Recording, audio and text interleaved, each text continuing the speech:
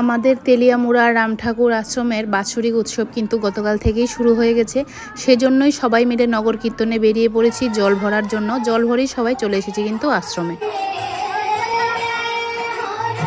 তো তারপরে নগর কীর্তন সেরে সবাই এসে পড়লো আশ্রমে। আর আশ্রমে এসেই কিন্তু চূড়ান্ত ভিড় ছিল, মানুষের ছিল বিশাল সমাবেশ, বসার জায়গাটুকুও ছিল না। তো আমরা খানিকক্ষণ দাঁড়িয়ে আশ্রমে কীর্তনটা শুনে তারপরে কিন্তু একটু ঘরে চলে গিয়েছিলাম। ঘরে গিয়ে অল্প কিছুক্ষণ বিশ্রাম করে আবার চলে এসেছিলাম আশ্রমে। আর আশ্রমে এসেই কিন্তু দেখলাম সিন্নি প্রসাদ নেওয়ার জন্য কিন্তু দুটো লম্বা লম্বা লাইন হয়েছে। আস্তে আস্তে এই লাইনগুলো কিন্তু ভেঙে নিজস্ব লাইন তৈরি হয়ে গেছে, কারণ মানুষের ভিড়টাই তো ছিল যে দুটো লাইনে আর দাঁড়িয়ে থাকা যাচ্ছিল না, তো অনেকগুলি লাইনই হয়ে গিয়েছিল। তারপরে আমরা সবাই সিন্নি প্রসাদ নিয়ে নিলাম, যেটার মধ্যে প্রচুর ফলে ভরপুর ছিল। আর প্রসাদটা মানে কি বলবো, সিন্নি প্রসাদটা এত স্বাদ ছিল, সবসময় খুব ভালো হয়, আর এটা নতুন করে বলার কিছু নয়। তারপরে আমরা সবাই অন্ন প্রসাদ নেওয়ার জন্য কিন্তু বসে গিয়েছিলাম। অধিবাস থেকে কিন্তু এবার অন্ন প্রসাদ দেওয়া শুরু হয়ে গেছে।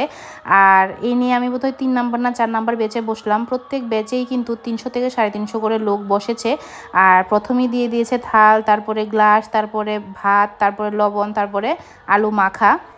আলু মাখাটা দিয়েই যেন সব ভাত শেষ হয়ে যাবে, এতটাই ভালো লাগছিল। আর আমার বড় কিন্তু একটু পরিবেশন করার সুযোগ পেয়েছে। এত এত মানুষের মাঝখানে সবাই পরিবেশন করছিল, তার মধ্যে যে আমার বড় একটু সুযোগ পেয়েছে পরিবেশন করার, আমি বলবো এটা অনেকটা পুণ্যের কাজ। আমার বাবা বলতো আশ্রমে গিয়ে যদি কাউকে সামান্যটুকু জলও খাওয়ানো যায় উৎসবের মধ্যে, সেটাও অনেকটা পুণ্যের কাজ। তো তারপরে কিন্তু দিয়ে দিয়েছে ফুলকপি আর আলুর রস, আর মাঝখানে দিয়ে দিয়েছিল মুগ ডাল। তো ভালোই লাগছিল সবগুলি। আমার এমন আশ্রমের রান্না খুবই বেশি ভালো লাগে। তো আমার মিনি ব্লগটা এখানেই শেষ হলো।